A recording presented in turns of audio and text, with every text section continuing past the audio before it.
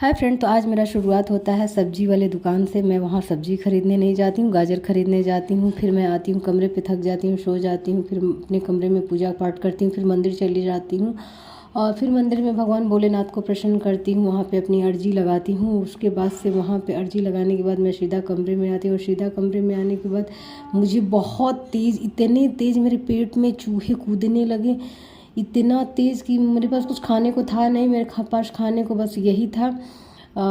तो फिर मैं खजूर निकाली और एक दो खजूर खाई।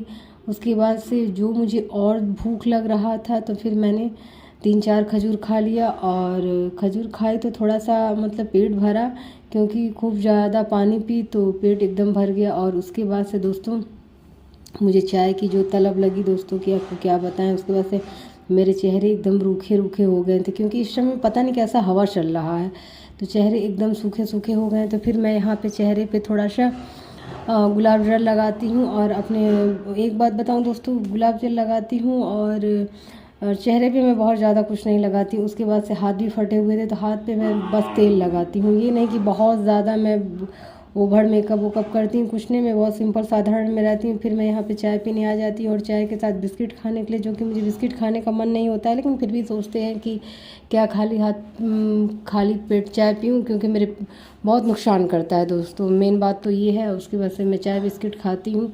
और मेरा आज बहुत ज़्यादा कुछ तबीयत ठीक नहीं था, और जो कि मेरी तबीयत बहुत ही ख़राब है। और उसके बाद से मैं पढ़ने बैठ जाती हूँ। यहाँ पे सिर्फ मैं 30 क्वेश्चन ही सॉल्व कर पाती हूँ। उसके बाद से मेरे पेट में बहुत तेज़ से दर्द शुरू हो जाता है, बर्दाश्त की क्षमता नहीं होती है। कहते हैं ना, एक सीमा तक ही हम किसी चीज़ को सह सकते हैं, जो कि मुझे बर्दाश्त नहीं हो रहा था।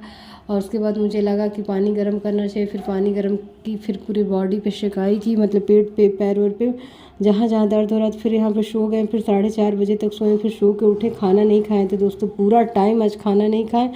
और पता नहीं कैसा समय बीत गया। फिर खाना खाए, फिर यहाँ पर पढ़ने बैठ गए, क्योंकि पढ़ाई भी उतना ही ज़रूरी है, क्योंकि पहले से कुछ आराम मिल गया था।